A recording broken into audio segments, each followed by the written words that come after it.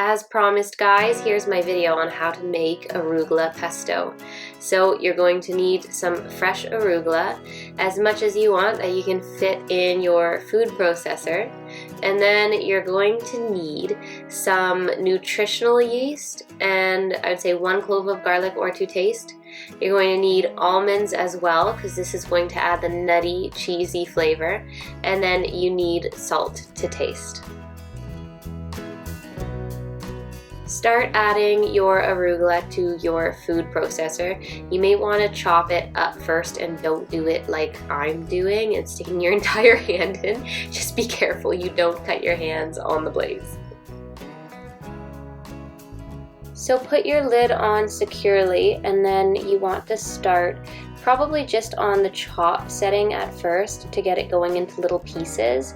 And eventually you want to puree it so it's as pureed as you want, but one ingredient I forgot to mention to add is a little bit of olive oil. This is going to help it to blend and help it to become the consistency that you want it to be. Once you have it running on puree, you can start adding in your other ingredients. So first add in your almonds, and I add in about 1.5 cups here, but you can add in as much as you want depending on what you want the texture to be. And the more nuts you have, the more nutty the flavor is going to be, and the more it's going to dilute the bitterness of the arugula. Add in the olive oil to the consistency that you need, and the nutritional yeast, which is going to add the cheesy flavor to your arugula. Next, you want to add in 1 clove of garlic or garlic to taste, and then a pinch of salt, or as much as you need. It's to taste as well, so I add in quite a bit because I love my pesto on the salty side. Continue to puree, but pause it every once in a while to take the lid off and to scrape the sides down a little bit, because the sides kind of build up and they're not going to get mixed up as well as you want them to. And just do this every once in a while and continue to puree it until you get the consistency that you like.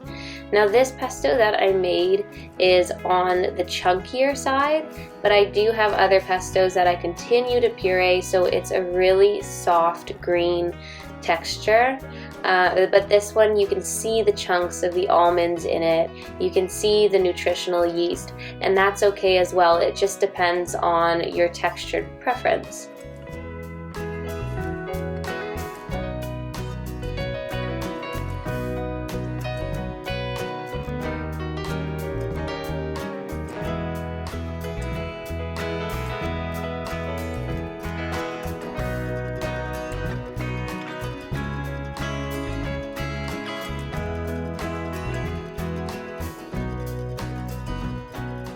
And there you have it, your homemade arugula pesto.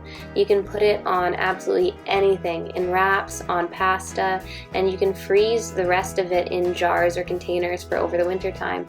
The rest of mine is just going right into my fridge to use for later. I hope you guys enjoyed this video, and I'll see you in the next one.